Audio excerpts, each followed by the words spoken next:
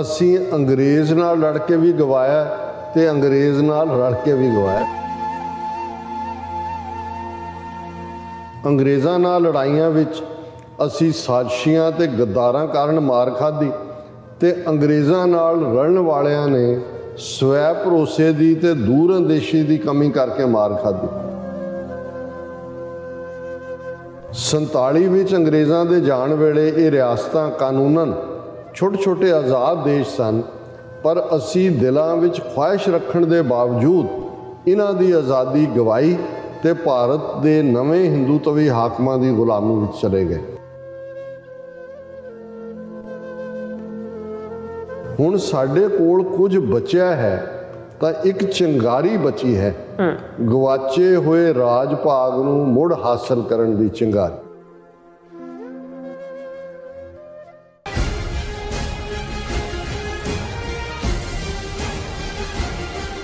ਤੁਹਾਨੂੰ ਸਭ ਨੂੰ ਜੀ ਆਇਆਂ ਕਹਿੰਦੇ ਹਾਂ। ਗੱਲਬਾਤ ਕਰਨ ਜਾ ਰਹੇ ਹਾਂ ਕਿ ਖਾਲਿਸਤਾਨ ਦੇ ਪ੍ਰਮੁੱਖ ਆਗੂ ਭਾਈ ਗਜਿੰਦਰ ਸਿੰਘ ਦਲ ਖਾਲਸਾ ਨੇ ਸਿੱਖ ਰਾਜ ਅਤੇ ਗੁਆਚੀ ਸਿੱਖ ਵਿਰਾਸਤ ਤੇ ਅਫਸੋਸ ਇਜ਼ਹਾਰ ਕਰਦਿਆਂ ਬੜੇ ਦਿਲ ਟੁੰਮੇ ਜਿਹੜੇ ਅਲਫਾਜ਼ ਨੇ ਉਹ ਲਿਖੇ ਨੇ। ਸੋ ਇਸ ਬਾਰੇ ਆਪਾਂ ਵਿਚਾਰ ਚਰਚਾ ਕਰਨ ਜਾ ਰਹੇ ਹਾਂ। ਸੋ ਅਸੀਂ ਚਾਹਾਂਗੇ ਕਿ ਤੁਸੀਂ ਇਸੇ ਤਰ੍ਹਾਂ ਬਣੇ ਰਹਿਣਾ। ਦੇਖਣ ਸੁਣ ਲਈ ਐਂਡ ਲਿਖਣ ਲਈ ਤੁਹਾਡਾ ਸਭ ਦਾ ਬਹੁਤ ਬਹੁਤ ਧੰਨਵਾਦ ਜੀ। ਡਾਕਟਰ ਸਾਹਿਬ ਕੀ ਕਹਿਣਾ ਚਾਹੋਗੇ?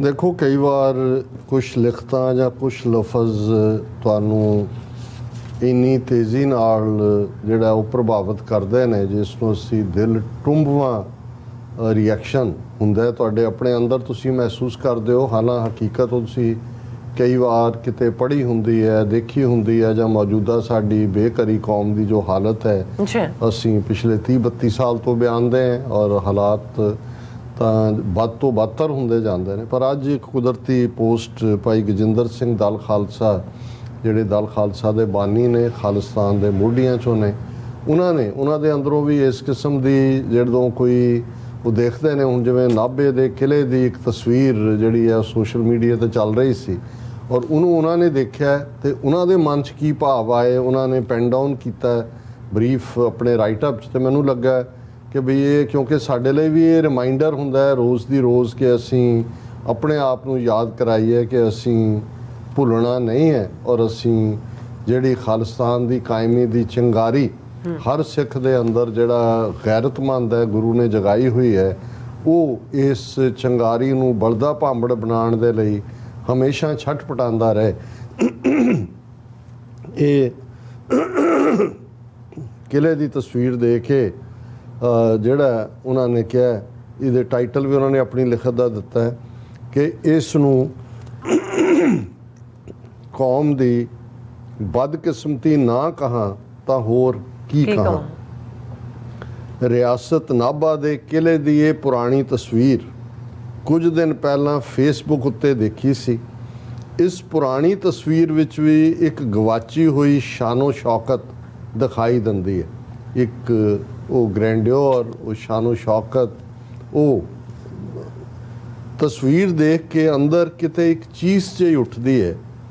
ਮਾਲਵੇ ਦੀਆਂ ਰਿਆਸਤਾਂ ਦੇ ਰਾਜੇ ਭਾਵੇਂ ਕੋਈ ਚੰਗਾ ਸੀ ਜਾਂ ਮਾੜਾ, ਪਰ ਸਿੱਖ ਵਿਰਾਸਤ ਦਾ ਹਿੱਸਾ ਸਨ। ਇਹ ਠੀਕ ਹੈ ਪਟਿਆਲੇ ਵਾਲਿਆਂ ਦਾ ਕਿਰਦਾਰ, ਇਹਦੇ ਅਮਰਿੰਦਰ ਦਾ ਅੱਜ ਕੀ ਹੈ, ਇਹਦੇ ਪਿਓ ਦਾ 47 'ਚ ਸਭ ਤੋਂ ਪਹਿਲਾਂ 570 ਦੇ ਕਰੀਬ ਜਿਹੜੀ ਚੈਂਬਰ ਆਫ ਪ੍ਰਿੰਸਿਸ ਦਾ ਇਹ ਚਾਂਸਲਰ ਸੀ, ਸਭ ਤੋਂ ਪਹਿਲਾਂ ਆਪਣੀ ਰਿਆਸਤ ਨੇ ਇੰਡੀਆ ਨਾਲ ਮਰਜ ਕੀਤੀ ਸੀ। ਈਵਨ ਕਾਇਦੇ ਆਜ਼ਮ ਮੁਹੰਮਦ ਅਲੀ ਜਿਨ੍ਹਾਂ ਲਿਆਕਤ ਅਲੀ ਨੂੰ ਲੈ ਕੇ ਮਿਲਣ ਗਏ ਇਹਨੂੰ, ਇਹਦੇ ਪਿਓ ਨੂੰ, ਯਾਦਵਿੰਦਰ ਨੂੰ, ਤੇ ਇਹਨੇ ਉਸੇ ਸ਼ਾਮ ਨਹਿਰੂ ਨੂੰ ਦੱਸ ਦਿੱਤਾ ਸੀ ਕਿਉਂਕਿ ਉਹ ਵੀ ਇਹ ਸਮਝਦੇ ਸੀ ਕਿ ਵੀ ਇੱਕ ਸੋਲਿਊਸ਼ਨ ਹੈ ਜੇ ਪਟਿਆਲਾ ਸੈਂਟਰਲ, ਕਿਉਂਕਿ ਉਸ ਵੇਲੇ ਇਹ 6-7 ਸਿੱਖ ਰਿਆਸਤਾਂ ਸਨ, ਪਟਿਆਲਾ, ਨਾਭਾ, ਜੀਂਦ, ਫਰੀਦਕੋਟ, ਕਲਸੀਆਂ, ਕਪੂਰਥਲਾ ਔਰ ਮਲੇਰਕੋਟਲਾ ਬੇਸ਼ੱਕ ਮੁਸਲਿਮ ਸਟੇਟ ਸੀ, ਬਟ ਜਿਹੜੇ 84 ਪਿੰਡ ਨੇ ਉਹਨਾਂ 'ਚ ਸਿੱਖ ਪਿੰਡ ਸਨ। ਕਿ ਵੀ ਇਹ ਜੇ ਸਾਰਾ ਇਲਾਕਾ ਇਕੱਠਾ ਹੋ ਜਾਏ, ਜਿਹਨੂੰ ਬਾਅਦ ਦੇ ਵਿੱਚ ਪੈਪਸੂ ਸਟੇਟ ਬਣਾਈ ਸੀ, ਤੇ ਉਹਦੇ ਨਾਲ ਬਾਕੀ ਜੁੜ ਕੇ ਇੱਕ ਬਫਰ ਦੇ ਤੌਰ ਤੇ ਬਣ ਜਾਏ। ਤੇ ਇਹਨੇ ਸਭ ਤੋਂ ਪਹਿਲਾਂ ਜਾ ਕੇ ਨਹਿਰੂ ਨੂੰ ਇਹ ਦੱਸਿਆ ਸੀ ਔਰ ਇਸ ਦੇ ਬਾਰੇ, ਇਹਦੇ ਪਿਓ ਬਾਰੇ, ਅਮਰਿੰਦਰ ਬਾਰੇ ਫਿਰ ਲਾਰਡ ਵਾਵਲ ਜਿਹਨੇ ਆਪਣੀਆਂ ਡਾਇਰੀਜ਼ ਜਾਂ ਮੈਮੋਇਰਸ ਵੀ ਲਿਖੇ, ਉਹਨਾਂ ਨੇ ਕਿਹਾ ਕਿ he is a handsome man but can't be trusted.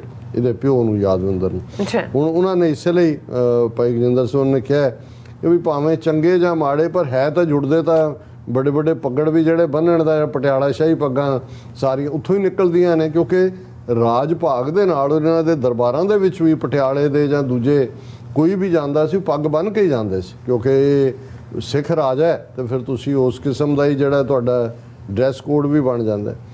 ਇਹ ਸਾਰੀਆਂ ਰਿਆਸਤਾਂ ਵੀ ਪੁਰਾਤਨ ਸਿੱਖ ਸੰਘਰਸ਼ ਦੇ ਨਤੀਜੇ ਵਜੋਂ ਹੀ ਹੋਂਦ ਵਿੱਚ ਆਈਆਂ ਸਨ।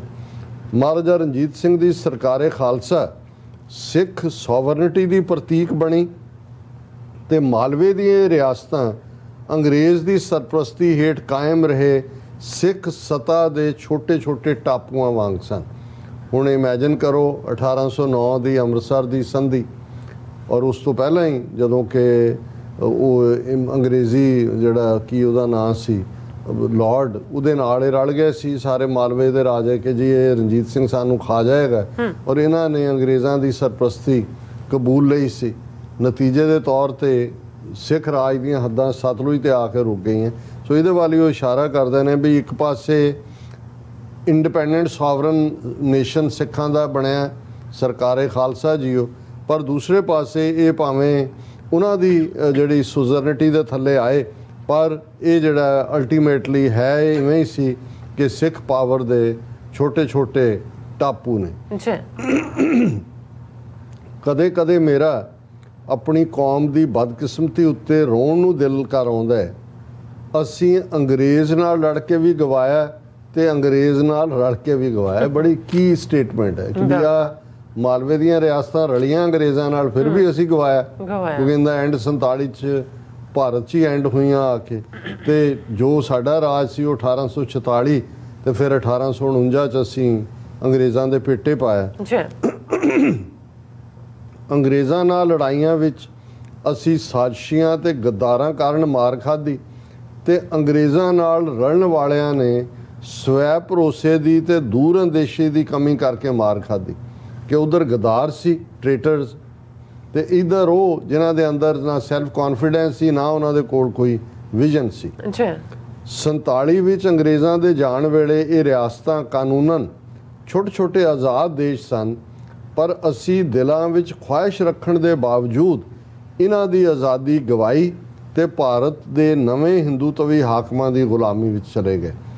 ਕਿ ਕੋਈ ਇਸ ਕਿਸਮ ਦਾ ਸਿਸਟਮ ਵੀ, ਕਿਉਂਕਿ 2/3 ਇੰਡੀਆ ਉਹਨਾਂ ਨੇ ਡਿਵਾਈਡ ਕੀਤਾ ਸੀ, ਇੰਡੀਆ ਪਾਕਿਸਤਾਨ 1/3 ਤਾਂ ਰਿਆਸਤਾਂ ਸਨ। ਉਹਨਾਂ 'ਚੋਂ ਵੀ ਕਿਉਂਕਿ ਜਿਵੇਂ ਪਟਿਆਲਾ ਰਿਆਸਤ ਵੱਡੀ ਸੀ, ਸਭ ਤੋਂ ਵੱਡੀ ਤਾਂ ਹੈਦਰਾਬਾਦ ਸੀ, ਪਰ ਕੋਈ ਨਾ ਕੋਈ ਐਸਾ ਤਰੀਕਾ ਜਿਹਦੇ ਥੱਲੇ ਇਹਨਾਂ ਦੀ ਜਿਹੜੀ ਹੈ ਉਹ ਸੁਜ਼ਰਨਿਟੀ ਕਾਇਮ ਰਹਿੰਦੀ, ਪਰ ਉਦੋਂ ਵੀ ਨਾ ਸਵੈ ਭਰੋਸਾ ਸੀ ਔਰ ਇਹ ਸਭ ਤੋਂ ਕਾਹਲਾ ਸੀ। ਯਾਦਵਿੰਦਰ ਦਾ ਪਿਓ ਬਿਨਾਂ ਬਾਕੀਆਂ ਨੂੰ ਸੱਦਿਆਂ ਮਹਾਰਾਜਿਆਂ ਨਾਲ ਸਲਾਹ ਕੀਤਿਆਂ ਆਪਣੀ ਰਿਆਸਤ ਜਿਹੜੀ ਆ ਇੰਡੀਆ 'ਚ ਮਰਜ ਕਰ ਦਿੱਤੀ ਸੀ।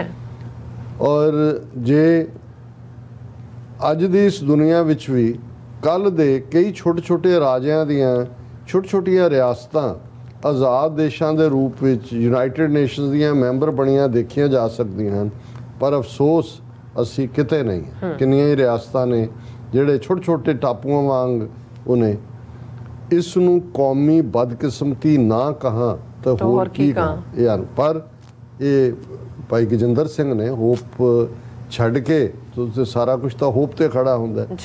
ਹੁਣ ਸਾਡੇ ਕੋਲ ਕੁਝ ਬਚਿਆ ਹੈ ਤਾਂ ਇੱਕ ਚਿੰਗਾਰੀ ਬਚੀ ਹੈ, ਗਵਾਚੇ ਹੋਏ ਰਾਜ ਭਾਗ ਨੂੰ ਮੁੜ ਹਾਸਲ ਕਰਨ ਦੀ ਚਿੰਗਾਰੀ। ਬਿਲਕੁਲ ਇਹ ਹੈ ਕਿ ਭਾਈ ਇਹ ਭਾਂਬੜ ਇਸ ਨੂੰ ਬਣਾਉਣਾ। ਦੋਸਤੋ, ਇਹ ਚਿੰਗਾਰੀ ਕਦੇ ਬੁਝਣ ਨਾ ਦੇਣਾ। ਅਸੀਂ ਆਪਣਾ ਗਵਾਚਿਆ ਹੋਇਆ ਰਾਜ ਭਾਗ, ਆਪਣੀ ਆਜ਼ਾਦੀ, ਆਪਣੀ ਸੋਵਰਨਿਟੀ ਮੁੜ ਹਾਸਲ ਕਰਨੀ ਹੈ।